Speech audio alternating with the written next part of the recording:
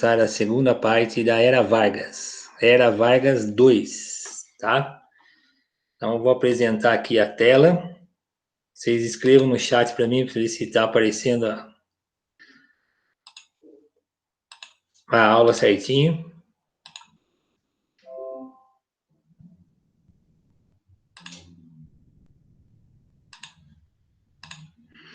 Tá aparecendo certinho, gente?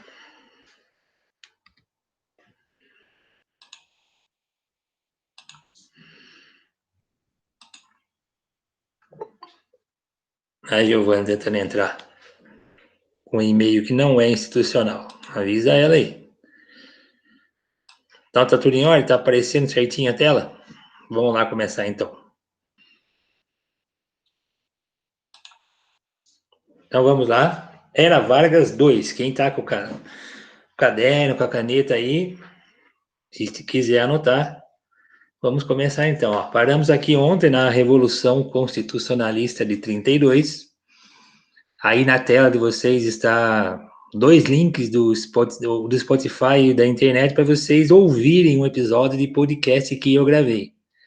Tá? Então é o terceiro episódio de podcast que eu gravo e esse tem a ver com a nossa aula de hoje, né, sobre a Era Vargas. Quem ainda não ouviu, o link de cima, o Spotify, quem tem acesso ao Spotify, clica no link que vai ouvir o episódio sobre a Revolução de 32. Quem não tem acesso ao Spotify, o link de baixo é a versão Spreaker internet.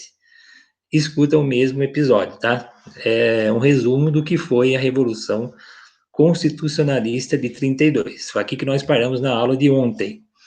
São Paulo perdeu a Revolução, mas São Paulo considerou vitorioso porque um dos objetivos da Revolução era que o Getúlio Vargas fizesse uma nova Constituição para o Brasil. E mesmo com a derrota de São Paulo, Getúlio Vargas atendeu ao pedido dos paulistas e convocou uma Assembleia Constituinte e elaborou uma nova Constituição para o Brasil, a Constituição que foi promulgada no ano de 1934. Então, agora, a primeira coisa dessa aula é o governo constitucional. Saímos do governo provisório, que durou 4 anos, de 1930 a 1934, e agora entramos na segunda fase da Era Vargas, que é o governo constitucional, quando foi elaborada uma nova Constituição para o Brasil, e sobre essa Constituição, ela teve duas características. Estão olhando aí na tela, o que vocês veem aí a imagem de uma carteira de trabalho e uma pessoa. Qual uma das duas características da Constituição de 34? A primeira, essa é os direitos trabalhistas. Então, os primeiros direitos trabalhistas foram colocados nessa Constituição, como 8 horas de trabalho, como férias. Então, os primeiros direitos trabalhistas apareceram na Constituição de 1934.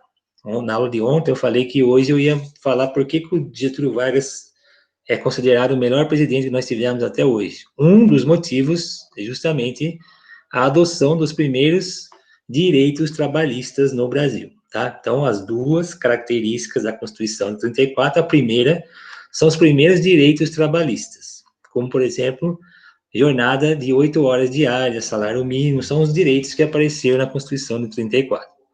Outra característica é essa imagem aqui, ó, é o voto feminino, o voto das mulheres. As mulheres não votavam no Brasil até a Constituição de 1934. Então, quando o Getúlio Vargas assume o governo do Brasil, ele promove uma série de mudanças, o Brasil muda demais com ele, e uma das mudanças é o voto feminino. As mulheres puderam votar e puderam ser candidatas também. Tá? Então, duas características da Constituição de 34, os primeiros direitos trabalhistas e o voto das mulheres. E é um governo democrático. Por ser um governo democrático, vários partidos políticos foram fundados e passaram a existir simultaneamente no Brasil. De todos os partidos políticos que existiam nessa época, haviam dois que se destacavam.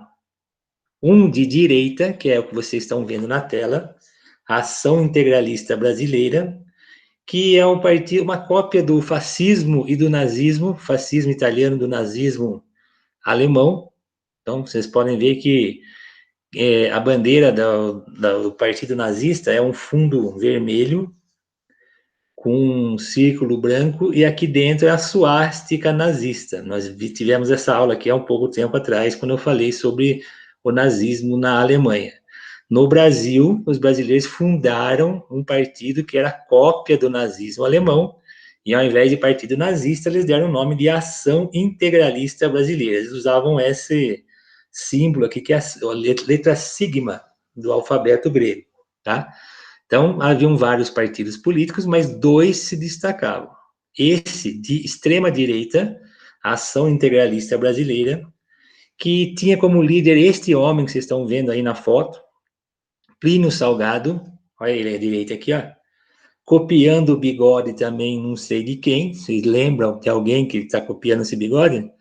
Eles costumavam vestir uma farda militar verde, conforme está nesse quadro aqui, e no braço esquerdo, da mesma forma que os nazistas faziam na Alemanha, eles usavam o símbolo do partido deles. E eles andavam para a rua vestidos com essa roupa militar aqui. Quando um integralista encontrava com outro integralista nas ruas, eles esticavam a mão e falavam a expressão indígena Anauê. Então, esses eram os nazistas brasileiros. Muita gente importante da década de 30 era integralista. Você tinha aí juízes, desembargadores, políticos, senadores, governadores de estado, pessoas da elite, pessoas ricas do Brasil, geralmente pertenciam ao Partido Integralista Brasileiro. Então, o nome do líder desse partido é Plínio Salgado. A gente que mora em Bragança, esse nome Plínio Salgado lembra alguma coisa? Lembra alguma avenida em Bragança com esse nome? Vai pensando aí que daqui a pouco eu falo. Então, os integralistas, eles, para convencer, para mostrar para a população do Brasil que eles eram fortes, que eles eram atuantes, eles marcavam de desfilar pelas ruas. Aqui é uma foto de um desfile na capital do Rio de Janeiro, muitos integralistas desfilando com a farda deles verde, e não sei se dá para vocês notarem, mas as pessoas esticando o braço como faziam com Hitler na Alemanha. Olha só que beleza. Muitos integralistas desfilando, aqui na frente Plínio Salgado, né, pessoas importantes do partido aqui e pessoas que seguiam o integralismo, e essa população, né, olhando, vendo essa multidão aqui. Na época, quando não tinha internet, quando não tinha como as pessoas se comunicar muito, eles andavam pelas ruas para mostrar que eles eram fortes. Hoje isso é feito na internet, né? Hoje eles têm grupos na internet, robôs na internet, onde eles tentam mostrar que eles são fortes no Brasil. Então você vê que muda a época, mas as táticas são praticamente as mesmas. Então isso aqui é um desfile do Partido Nazista Brasileiro, chamado de Ação Integralista Nacional, na capital, no Rio de Janeiro. E isso aqui é um cartaz, ó. Qual era o principal objetivo do Partido Integralista? Combater os comunistas, os de esquerda, que usam bandeira vermelha. Da mesma forma que o nazismo na Alemanha tinha cartazes semelhantes, os nazistas brasileiros copiavam o mesmo tipo de cartazes com a mesma frase, que eles eram contra o comunismo. Então era uma briga de direita versus esquerda, da mesma forma que acontece nos dias de hoje. É igualzinho hoje em dia também. Nós temos a polarização política. Embora tenhamos 40 partidos políticos no Brasil, esses 40 se dividem em dois lados: o lado da direita e o lado da esquerda. O da direita acusa a esquerda de ser comunista e a esquerda acusa a direita de ser nazista e fascista, tá? Mas esse é um cartaz, ó, olha, a mão integralista cortando a mão comunista. O único objetivo dos integralistas, eles falavam que é impedir o crescimento dos comunistas no Brasil. Olha um cartaz aqui de uma criança, a Frente Integralista Brasileira. Qual era o lema do Partido Nazista Integralista Brasileiro? Está aqui, ó. Deus, Pátria e Família. Este é o lema do Partido Nazista Brasileiro, tá? Chamado de Frente Integralista Brasileira, ou Ação Integralista Brasileira. Há um mês e meio atrás, um político importante no Brasil, falo político importante para não dizer presidente da República, colocou no seu Facebook justamente essa expressão aqui, ó, Deus, pátria e família. Por que ele fez isso? Cada um aí pense, né, e tente descobrir por que ele fez isso. Será que ele tem características e tendências desse pessoal integralista aqui, que no passado foi um partido influente no Brasil? Por que uma pessoa coloca no seu Facebook hoje a mesma expressão que eles cantavam pelas ruas nos anos 30 do século passado? Deus, pátria e família. Então, uma reflexão para vocês pensarem aí do momento político atual do Brasil, tá? Agora, olha que foto interessante, gente. Dá uma olhada aí, ó.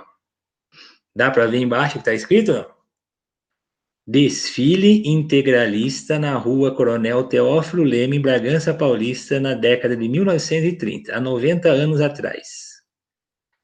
Rua Coronel Teófilo Leme é a Rua do Mercado, gente. Aqui, exatamente nessa parte aqui, é em frente onde fica a loja americana e a Sumirê Perfumaria.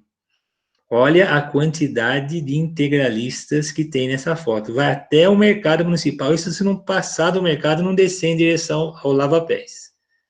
Em frente, onde hoje é a Lojas Americanas, ficava a sede do Partido Integralista em Bragança Paulista. Você acha que tinha muito integralista em Bragança ou não? Lembrando que os integralistas eram os nazistas brasileiros. Lembra que eu pedi para vocês pensarem sobre um nome de uma rua, uma avenida, Plínio Salgado? Conhece a Avenida Plínio Salgado, que começa ali no batalhão de polícia da PM, ali perto da diretoria de ensino, e termina na rotatória do Parque dos Estados? Avenida Plínio Salgado. Por que o nome de um integralista, né, um nazista, foi dado a uma rua de Bragança Paulista? Porque como é que é feito homenageado o nome de uma pessoa como rua de uma cidade? Vocês sabem como é que funciona? Um vereador sugere o nome de uma rua e os outros vereadores, por maioria, aprovam, o prefeito assina. Então, para uma rua importante, uma avenida importante em Bragança, chamar Plínio Salgado, o nome de o líder do partido nazista brasileiro, chamado de Partido Integralista, receber essa homenagem porque muitos bragantinos, na década de 30, eram integralistas, ou seja, nazistas em Bragança Paulista. Essa foto mostra a quantidade de integralistas, pessoas que apoiavam o integralismo em Bragança Paulista. Será que 90 anos depois, nos dias de hoje, isso mudou? Será que a maioria do Bragantino deixou de ser nazista e passou a ser mais democrático? Outra perguntinha aí, ó, outra reflexão. Será que a maioria das pessoas que moram em Bragança deixaram de ser nazistas ou integralistas? Segundo pensamento do dia para vocês. Então, o primeiro grande grupo político, partido político da era Vargas, do governo constitucional, era a direita, a Ação Integralista Brasileira, e os inimigos dos integralistas eram os comunistas. Aqui uma imagem de um filme Olga, que já passou na Rede Globo. Aqui a atriz Camila Morgado interpreta a Olga. Vou falar dela já, uma alemã, judia, comunista. Ela fugiu da Alemanha em 1920, escapou da prisão, soltou companheiros que estavam presos, porque os companheiros dela, que eram comunistas, tentaram um golpe comunista para transformar a Alemanha num país comunista, não deu certo, os comunistas foram presos, e ela, com um grupo de jovens comunistas, soltaram os companheiros da prisão em Berlim e fugiram para a União Soviética, que era a sede dos comunistas do mundo na época. Ela era judia e comunista, então ela era procurada na Alemanha pelas duas coisas que os nazistas alemães odiavam. Primeiro, judeu, segundo, comunista. A Olga, ela vai para Moscou, lá ela vai aprender táticas de guerrilha, de guerra, e lá em Moscou ela acaba conhecendo um brasileiro que tinha saído do Brasil nos anos 20. Esse brasileiro era um capitão do exército que durante 2 anos, na década de 20, tentou derrubar o governo da República do Café com Leite. O nome desse capitão é Luiz Carlos Prestes, Ele não conseguiu, a coluna Prestes não conseguiu derrubar o governo brasileiro, ele vai para Moscou também, ele vai aprender a ser comunista, táticas de guerra, e lá ele conhece a Olga. Os dois acabam se casando e entram clandestinamente no governo do Getúlio Vargas para tentar um golpe comunista e transformar o Brasil num país comunista. Tá? Então, esse aqui é um trecho do filme, né, uma foto do filme Olga. Quem quiser assistir aí, ó, é uma sugestão, Olga, sobre os comunistas brasileiros dos anos de 1930. O Luiz Carlos Prestes, então, ele fazia parte de um partido chamado Aliança Nacional Libertadora, a ANL. A ANL era formada por sociais-democratas, por centro-esquerda, por anarquistas e principalmente pelos comunistas. Quem mandava no partido da Aliança Nacional Libertadora eram os comunistas. E eles escolheram como líder do partido o Luiz Carlos Prestes, esse que tinha fugido do Brasil para Moscou, capital da Rússia, da União Soviética, e lá em Moscou ele aprendeu a ser comunista, aprendeu tática de guerra, conheceu a Olga, se casaram e vieram para o Brasil tentar um golpe, tirar o Getúlio Vargas do poder e assumir o Brasil como um país comunista. Tá? Aqui é a bandeira do PCB, o Partido Comunista Brasileiro, que existe até os dias de hoje.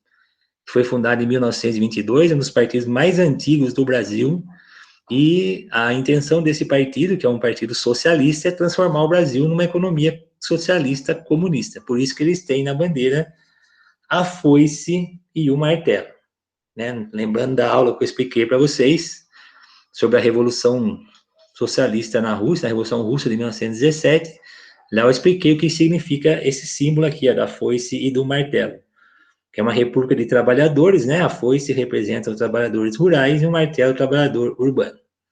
E a cor vermelha é porque a principal ideia dos comunistas é chegar ao poder através da revolução, através da força, matando os ricos e as pessoas que não querem serem comunistas. Por isso, o derramamento de sangue, sangue é de cor vermelha, por isso que a bandeira sempre é vermelha, porque eles querem tomar o poder através da revolução, da força.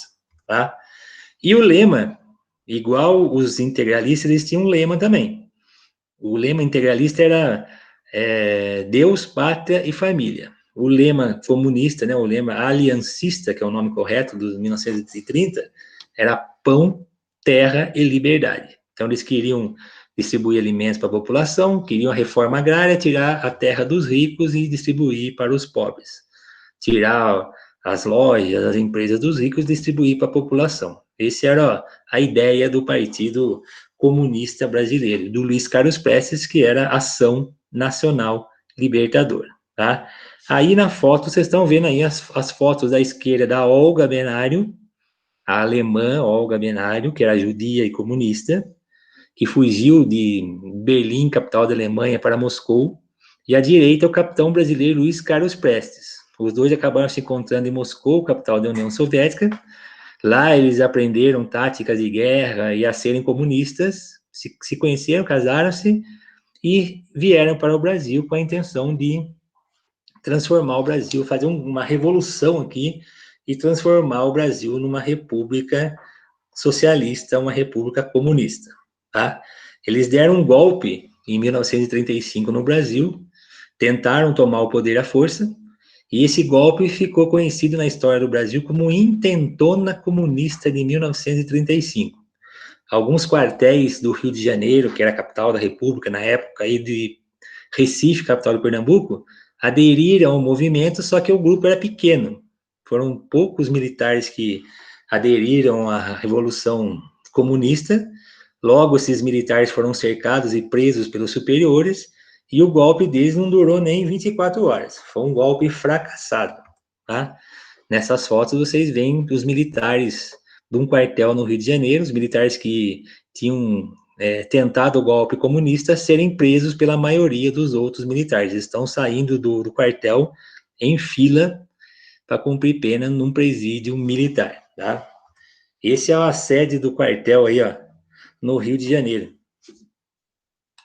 O quartel de Salgadeira foi metralhado pelo exército, dentro estavam os revoltosos comunistas, lá dentro eles viram que não tinha condição de levar à frente o golpe deles, acabaram se rendendo, e aí vocês viram na foto anterior, né, eles saindo de dentro do quartel, se renderam às forças leais ao presidente Getúlio Vargas, que impediu o golpe comunista, impediu o Brasil de se tornar uma república comunista, tá? E aí começou a caça da polícia aos líderes dessa revolta, o Luiz Carlos Prestes e a mulher dele, Olga Benário Prestes. Então, nessas duas fotos aí, a foto da esquerda, você vê a polícia prendendo o Luiz Carlos Prestes no Rio de Janeiro, capital do Brasil na época, e num outro bairro na zona norte do Rio de Janeiro era preso a mulher dele, a Olga. Os dois acabaram presos por tentar um golpe comunista no Brasil. Tá? Ficaram presos durante um tempo e o golpe deles foi fracassado. Getúlio Vargas continuava no cargo e os comunistas foram todos detidos e a tentativa de golpe comunista foi extinguida no Brasil, certo? Os anos foram passando, o governo constitucional era para durar 4 anos, de 1934 a 1938. Em 1937, já com a campanha dos candidatos que queriam ser presidente do Brasil em curso, o Getúlio Vargas, que não estava nem um pouco interessado em abandonar o governo naquele momento, ele, junto com os militares do Exército Brasileiro, divulgaram nas rádios da época. A rádio era o grande veículo de comunicação dos anos de 1930. O que a internet hoje, o que a televisão é hoje, que chegavam em todos os lares, era um rádio naquela época. Então, o Getúlio Vargas, junto com os militares, divulgaram nas rádios brasileiras que havia uma segunda tentativa de golpe comunista no Brasil. Era um plano de novos comunistas de novamente fazer um golpe e transformar o Brasil numa república socialista. E esse plano, segundo Getúlio Vargas e o Exército, chamou-se Plano Cohen. E eles acabaram descobrindo esse plano, e como esse plano era muito perigoso, o Brasil estava a ponto de virar um país comunista, o Getúlio Vargas, então, por causa desse plano, ele deu um golpe de Estado, ele cancelou as eleições que seriam em 1937 para o presidente assumir em 38, e ele continuou no cargo. Tá? Depois, futuramente, descobriu-se que esse plano era uma farsa, era uma mentira. Foi um pretexto que o Getúlio Vargas criou, junto com os militares que apoiaram, para ele continuar mais um tempo no cargo. Ele não queria sair do cargo, então ele inventou que havia um novo plano comunista de tomar o poder e ele assumiu como ditador. Aí começa a terceira fase da era Vargas. Quem está anotando, a terceira fase chama-se governo ditatorial ou Estado Novo. Governo de ditadura. Como uma ditadura, ele suspendeu todos os partidos políticos, cassou, fechou a Câmara dos Deputados, o Senado Federal, as Assembleias Legislativas e as câmaras municipais, fechou todos os partidos políticos e até integralistas que apoiavam ele acabaram sendo presos. Já estavam presos comunistas, liderados pelo Luiz Carlos Prestes, a partir de 1937, com o Estado Novo, os integralistas também acabaram presos, não havia mais partido político no Brasil. E ele foi além nesse golpe de Estado aí, chamado golpe do Estado Novo. Ele simplesmente extinguiu todos os estados brasileiros. Então, Estado de São Paulo, Estado de Minas Gerais, Estado do Rio de Janeiro, Estado do Paraná deixaram de existir e as fronteiras dos estados também deixaram de existir. A partir desse momento, de 1937, Getúlio Vargas falou que o Brasil não podia ser dividido em estados, que era um país só. Todas as bandeiras estaduais foram queimadas, porque a partir daquele momento não haveria estado, nem governador, nem nada. Tudo seria Brasil, tá? Começa então o governo do Estado Novo, o governo ditatorial. A imprensa foi fechada, nenhum jornalista podia criticar o governo do Getúlio Vargas, nem falar mal dele, nem de políticos que o apoiavam. Ele controlava tudo, como um ditador normal, como todo mundo conhece, tá?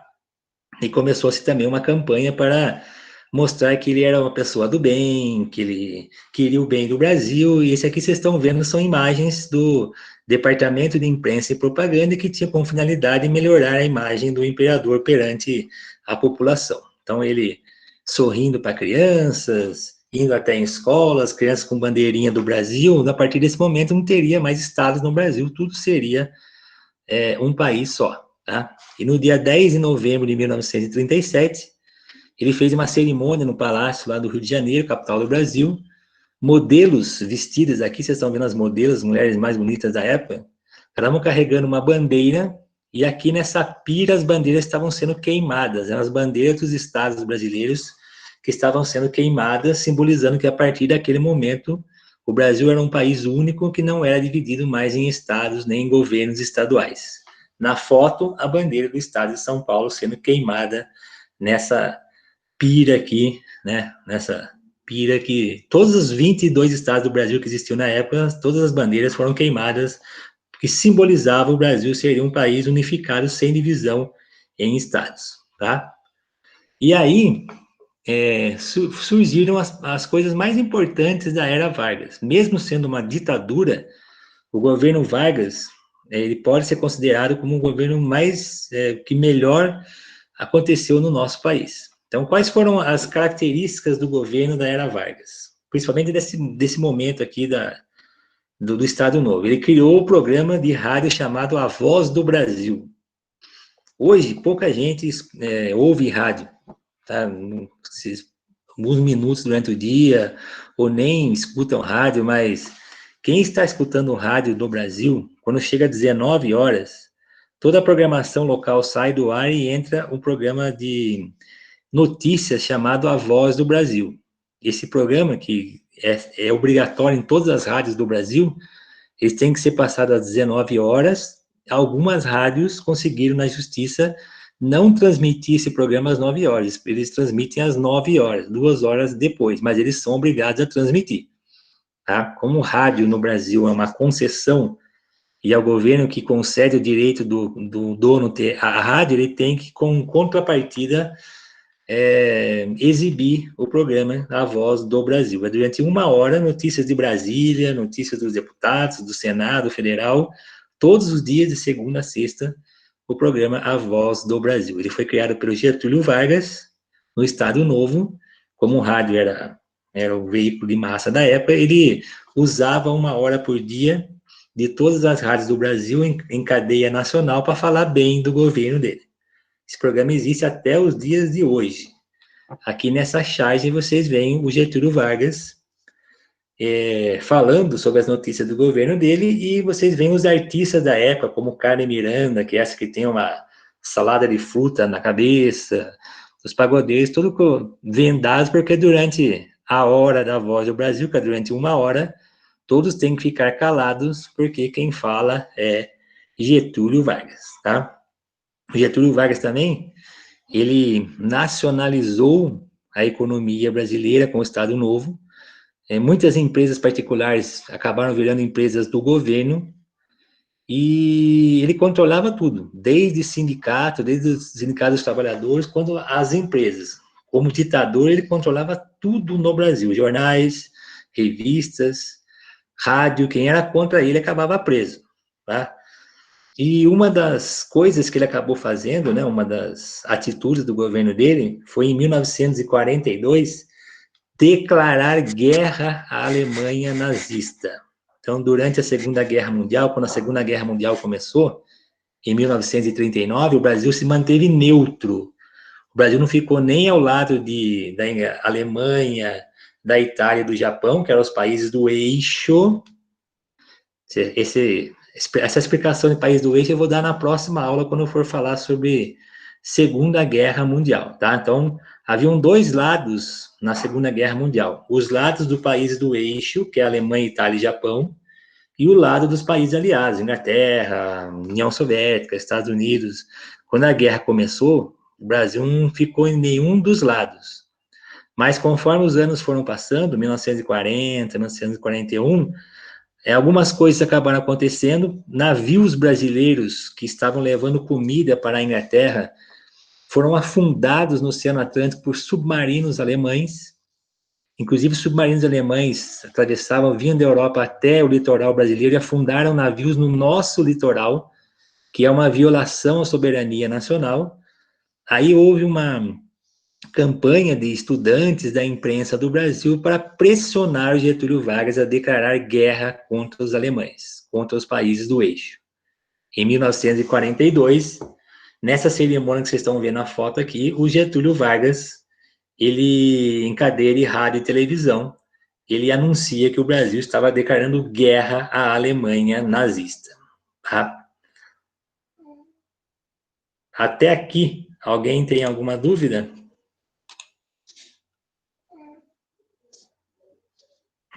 Falem aí para nós, por favor. Alguém tem alguma dúvida até aqui? Não? Ninguém quer perguntar nada no chat?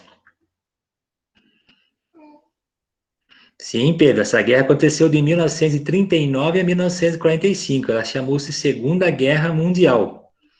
Tá? E o Brasil participou dessa guerra. Vocês sabiam disso? Eu vou explicar essa matéria para vocês numa próxima aula. Agora eu vou só mostrar um teaserzinho dessa guerra que o Brasil participou. Tá? O Brasil participou da Segunda Guerra Mundial contra a Alemanha nazista. Podemos continuar então? Então vamos lá. Continuando a nossa matéria aqui, o Getúlio Vargas, então, declarando guerra, o Brasil declarava guerra à Alemanha nazista. Na época, a Alemanha nazista era o melhor exército do mundo. E o Brasil, com o nosso poderio militar, com a nossa organização, com a nossa riqueza, declarou guerra à Alemanha nazista em 1942. Aí eu pergunto para vocês participarem do chat aí. Você acha que o Hitler na Alemanha ficou com medo quando o Brasil declarou guerra contra ele? Hã? Escreva no chat aí. O Brasil, ele estava enfrentando a Inglaterra, estava enfrentando a União Soviética, enfrentando os Estados Unidos, aí vem o Brasil declarar guerra contra a Alemanha nazista. O que vocês acham? O Hitler deve ter... Nossa, agora perdemos, né, cara? Agora a situação ficou feia para nós. O Brasil declarou guerra contra a Alemanha. Né? Vocês acham que não dormiu mais de preocupação? O poderoso Brasil ia declarar guerra contra a Alemanha nazista, o melhor exército do mundo na época, que até 1942 não tinha perdido praticamente guerra nenhuma. Bom, voltando aqui, ó, é lógico que essas brincadeiras, como essa que eu estou fazendo com vocês agora, é lógico que todo mundo na época falou. Teve jornais na época falando assim, o Brasil declarar guerra contra a Alemanha? Ah, vocês estão brincando, né? Até parece que o Brasil vai ter chance alguma contra a Alemanha. E muita gente no Brasil começou a desconfiar dessa declaração de guerra do Brasil contra a Alemanha nazista. Virou piada nacional. Você sabe que o brasileiro adora fazer piada até da própria desgraça. E muitos jornais faziam caricaturas, mesmo não podendo ser uma ditadura, as pessoas brincavam com a ideia do Brasil participar da Segunda Guerra Mundial. A Segunda Guerra Mundial matou mais de 50 milhões de pessoas. Já era difícil na época quando o Brasil declarou guerra contra os alemães. A piada era tão grande que eles falavam assim, mais fácil uma cobra fumar do que o Brasil mandar soldados para a Europa disputar a Segunda Guerra Mundial. Pergunta, vocês já ouviram falar dessa história? Mais vale uma cobra fumar? Mais fácil uma cobra fumar do que o Brasil enviar soldados na Segunda Guerra Mundial? Já ouviram? Então, vamos ver o que deu nessa história aí. Ó. Os jornais falavam, as pessoas falavam, mais fácil uma cobra fumar do que o Brasil ir para a Segunda Guerra Mundial.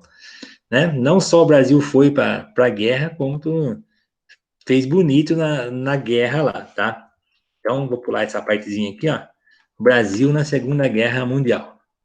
Ó, por causa de submarinos alemães que afundaram navios brasileiros no nosso litoral, segundo informações, 19 navios brasileiros foram afundados por submarinos alemães aqui no nosso litoral.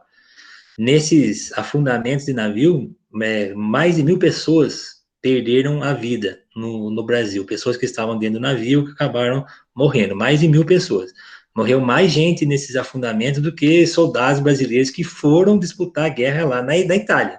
O Brasil mandou 25 mil soldados para a Europa para ajudar os aliados na luta contra os nazistas, tá? Então, não só o Brasil enviou soldados para a guerra, né? Aqui a declaração de guerra do Vargas, quanto o exército brasileiro usou a cobra fumando para ser um símbolo da FEB. O que quer dizer FEB? Força Expedicionária Brasileira.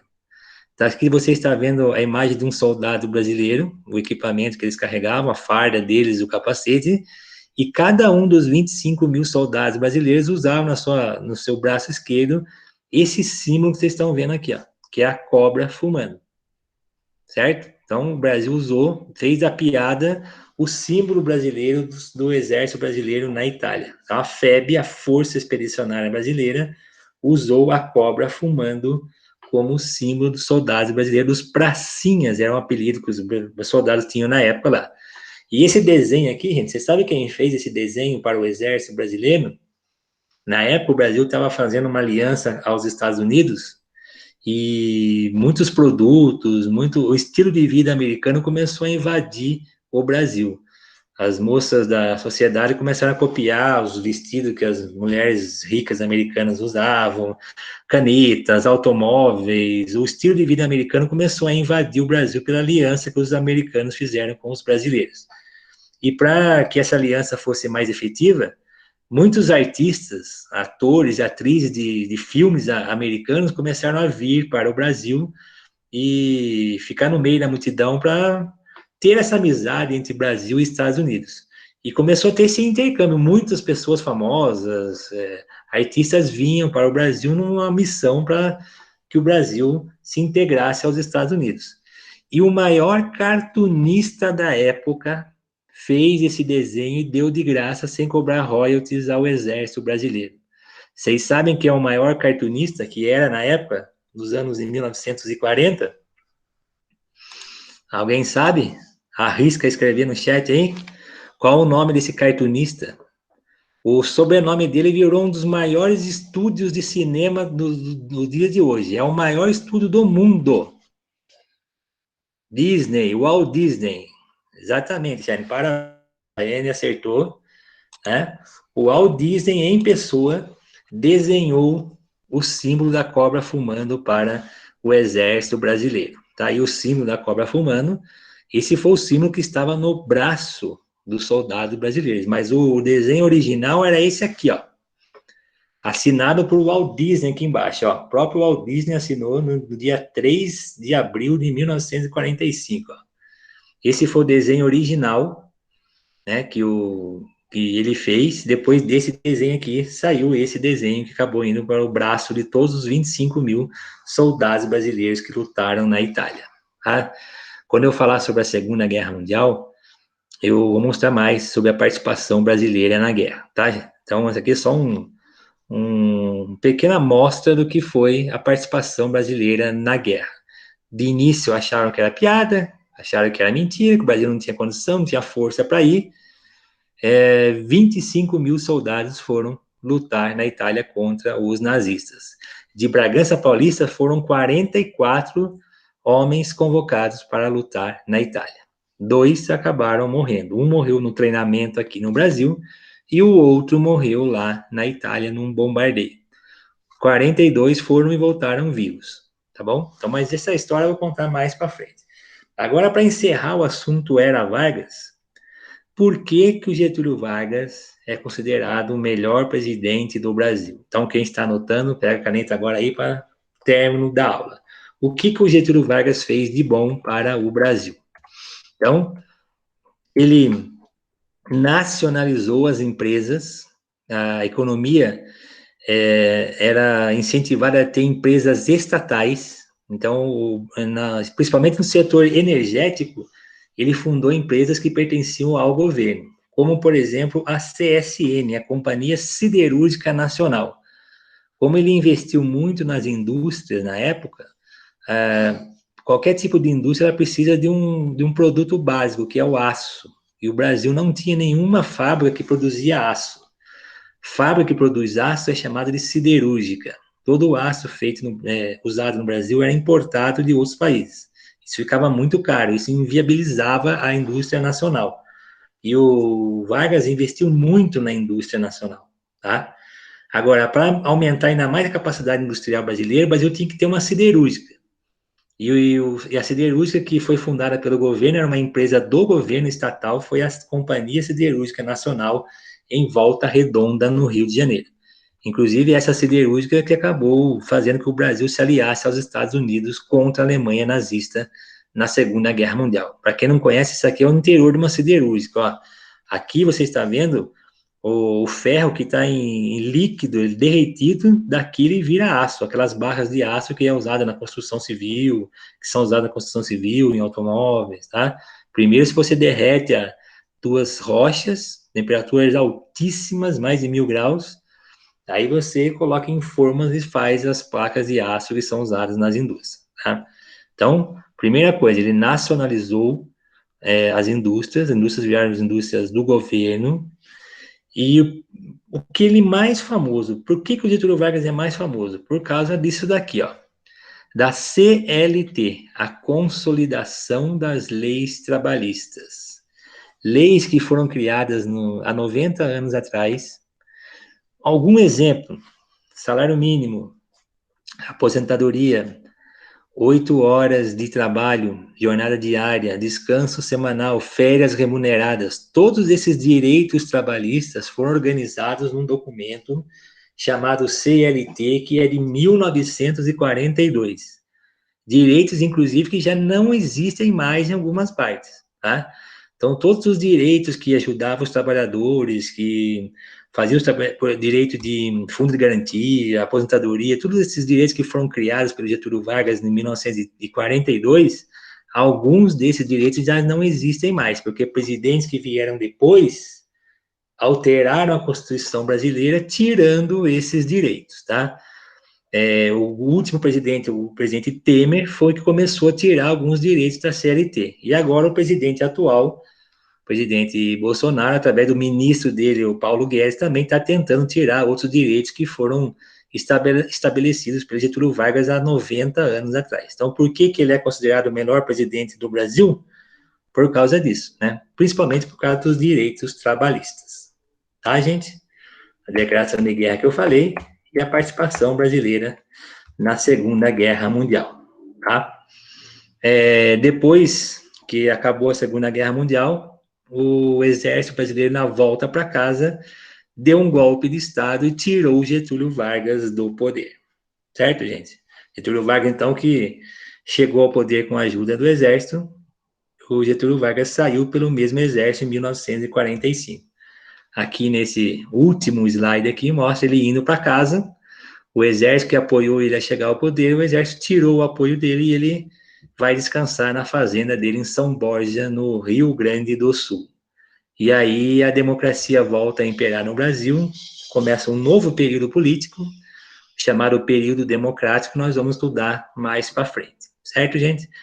Este desenho aqui mostra ele indo embora para a fazenda dele, e tá uma frase ali, ó: me aguarde que eu volto nos braços do povo. O que quer dizer isso? Ele indo embora para descansar na fazenda dele, Rio Grande do Sul, e ele dizendo que me aguarde que eu volto nos braços do povo. O que será que ele quis dizer? Explicarei isso numa próxima aula. Tá, gente? Chegou ao fim a nossa aula. Então, o que vocês acharam? Alguém tem alguma dúvida? Quer fazer alguma pergunta? Deixa eu interromper a gravação aqui, ó. Então, está terminada a nossa aula.